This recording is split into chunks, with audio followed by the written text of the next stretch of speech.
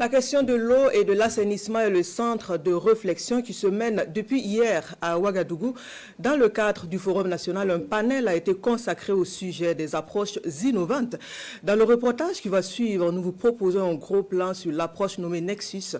Elle vient en réponse aux besoins en eau et assainissement. L'approche Nexus et les défis dans son application. Le point de Bernard Kombelem et Sonia Kokti.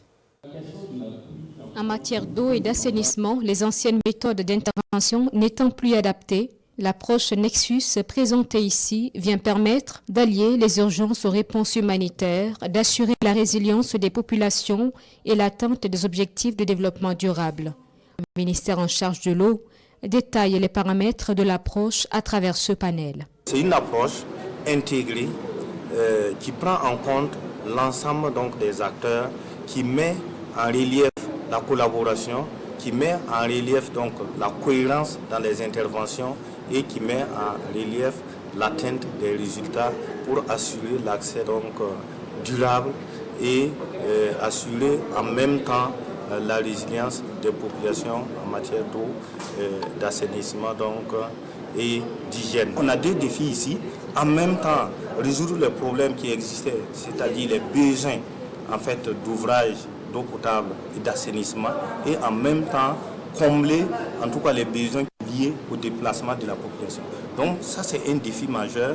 L'autre défi, c'est la collaboration entre les acteurs humanitaires et les acteurs du développement.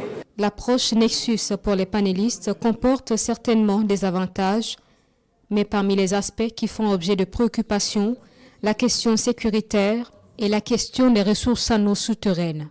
L'eau souterraine, c'est un peu un apport par les eaux de surface, c'est une recharge et ça pourrait entraîner un peu ces composantes-là au niveau de l'eau souterraine et ça pourrait détériorer un peu la qualité de l'eau souterraine. Donc c'est pour ça qu'il faut des études au préalable ou des installations bien appropriées. Sinon, si on enfuit les bouts de vidange comme ça, il y a peut-être le risque que ça contribue à la pollution de l'eau souterraine. Et donc, alors qu'une eau polluée, c'est une eau perdue. Dans le contexte là, c'est un peu difficile de les récupérer, de les dépolluer, de pouvoir les utiliser. L'approche Nexus est adoptée par les Nations Unies en 2016. Son application officielle au Burkina interviendra à la suite de l'élaboration et de la validation d'un document 4 au profit des acteurs concernés qui bénéficieront de formation.